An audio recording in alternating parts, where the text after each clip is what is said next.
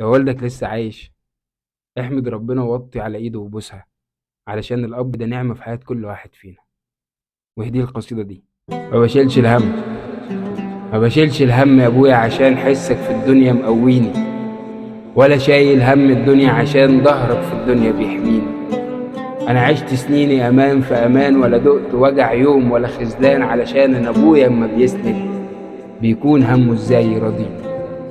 ما بشيلش الهم يا ابويا عشان حسك في الدنيا مقويني. ما بشيلش الهم ولا شايف للدنيا دي لازمة، معنى انه يكون الاب معاك يعني مش هتقابل ازمة. ازمات الدنيا بتيجي يشيل ويشيل، ما يقولش الحمل تقيل، وان كل الدنيا تقع وتميل يفضل واقف مشدود الحيل ويقول لك عادي الدنيا تمام، واضرب في الدنيا ب100 جزمة.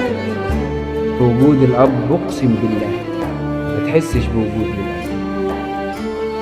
والعكس صحيح، العكس صحيح، من غيره الأيام هتهينك، هتلاقي عدوينك كتروا والحزن بياكل في سنينك، وبعد الدنيا ما كانت تضحك لك صبحت كشرة وبتنزل ليك في دموع عينك. من غيره الأيام هتهينك، هتشيل الهم وتلاقي الأيام فيك بتغم، والناس هتبان على حقيقتها.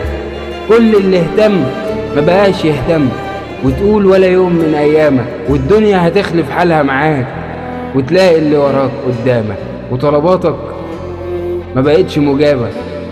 أسئلة هتدور ياما في بالك، ويا ريتك هتلاقي إجابة. كل الأسئلة إجاباتها معاك، من أول فين ربنا مثلا لحد ما تقول له يا أبويا قول لي ليه الدنيا دي مليانة ضيقة.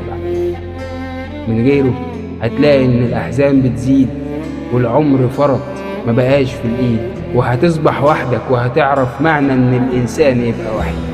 الأب ده نعمة أشكر ربنا علشان خلاها تكون وياك.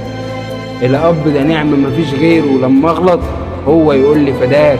لو كل الناس سابت إيدي وكدبت في ميعادها ومواعيدي، ألاقيه هو اللي ماسك إيدي وبيقول لي أقف أنا لسه معاك. وجود الأب أقسم بالله ما تحسش بوجود للأسف.